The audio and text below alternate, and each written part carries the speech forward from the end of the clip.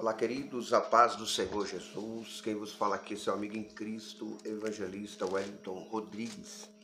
Queridos, eu estou passando aqui mais uma vez com mais um vídeo da Palavra de Deus, mais uma mensagem da Palavra de Deus para a sua vida, para o seu elevo espiritual.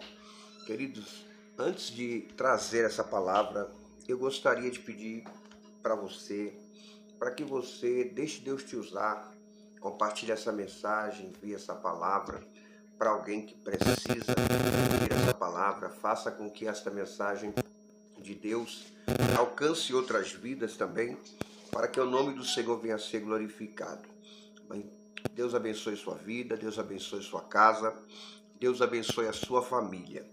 Queridos, o tema hoje, o texto hoje que o Senhor colocou no meu coração, é Romanos, capítulo de número 12, a partir do versículo de número 1.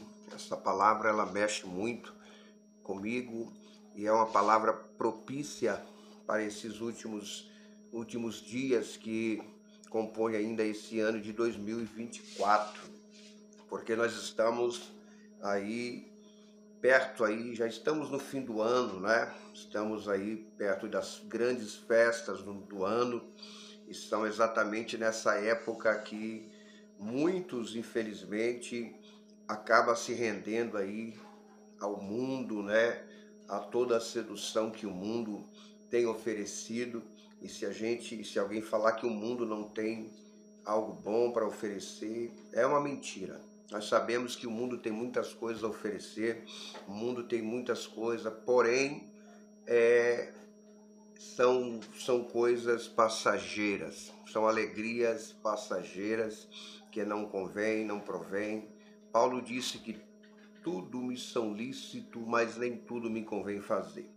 Então, Romanos capítulo de número 12, versículo de número 1, diz assim: Suplico-vos, pois, irmãos, pela misericórdia de Deus, que apresenteis os vossos corpos em sacrifício vivo, santo e agradável a Deus, que é o vosso culto racional. E não vos conformeis com este mundo, mas transformai-vos pela renovação do vosso entendimento, para que experimenteis qual seja a boa, agradável e perfeita vontade de Deus.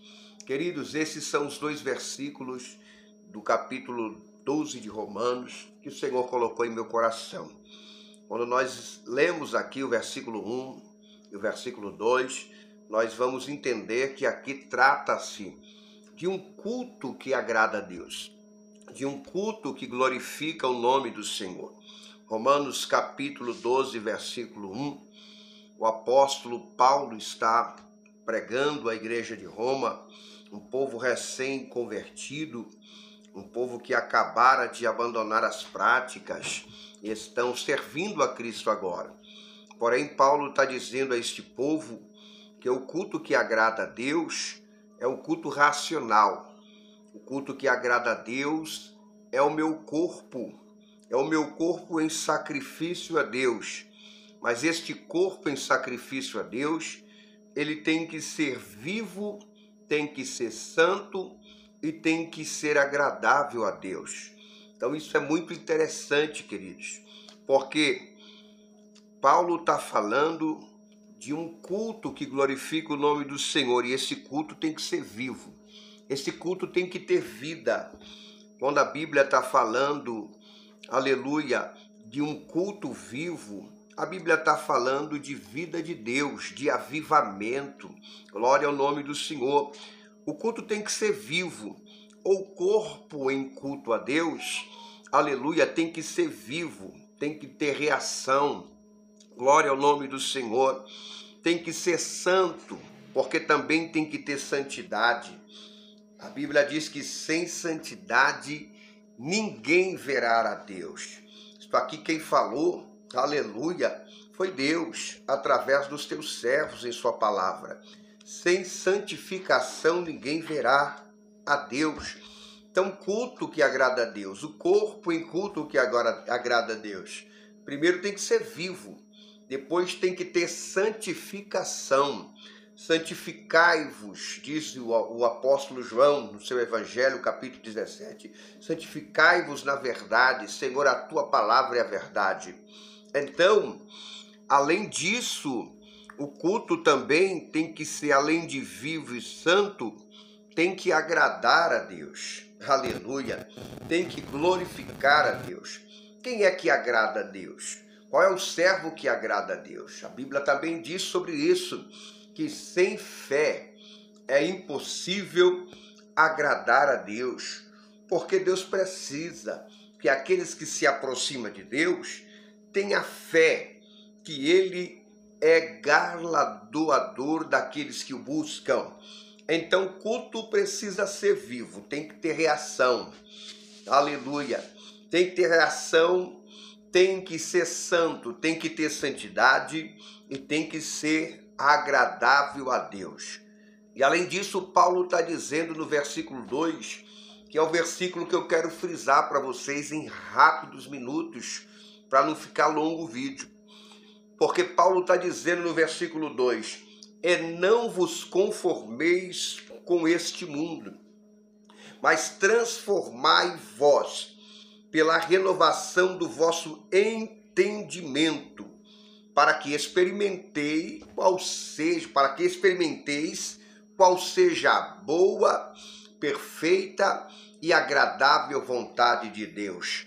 Não vos conformeis com este mundo, mas sejais transformado pela renovação do vosso entendimento. Ser transformado pela renovação do entendimento é não se conformar, é não permitir Satanás cauterizar a sua mente, é não permitir Satanás dominar a sua mente, o seu entendimento. Muitas vidas estão com o entendimento da sua mente dominada pelo inimigo, pelas trevas, pelo pecado, e não consegue sair daquela situação, não consegue se desacorrentar, precisa de uma libertação. Aleluia! Mas Jesus está dizendo em sua palavra que ele tem uma vontade que é boa, que é perfeita e agradável. É a vontade de Deus.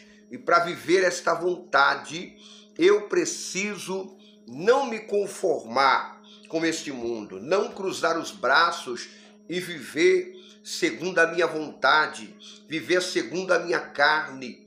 O que eu faço para vencer isto? O que eu faço para sair dessa situação de conformismo? O que eu faço para sair dessa situação onde eu me conformei, aleluia, com o pecado? Preciso ser liberto. Você precisa primeiro deixar o Espírito Santo de Deus dominar a sua mente e repreender toda a manipulação do diabo sobre a sua mente. Segundo, você tem armas que Deus colocou à sua disposição.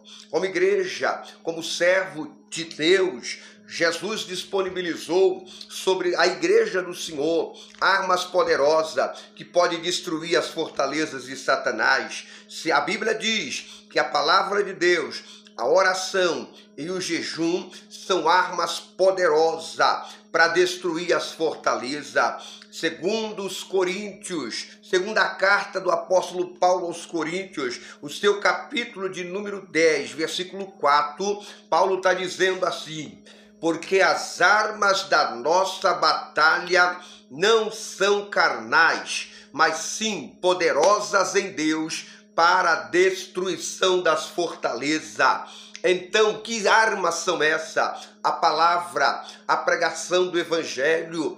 O apóstolo Paulo também disse aos Romanos, no seu capítulo 1, versículo de número 16, ele disse: o Evangelho é poder de Deus para a salvação de todo aquele que crê. A palavra poder do Evangelho, tem o sentido de dínamo ou dinamite. Nós entendemos que se usa dinamite para destruir fortalezas. Nós entendemos que se usa dinamite para derrubar estruturas grandiosas. Quando Paulo está dizendo que o poder do Evangelho é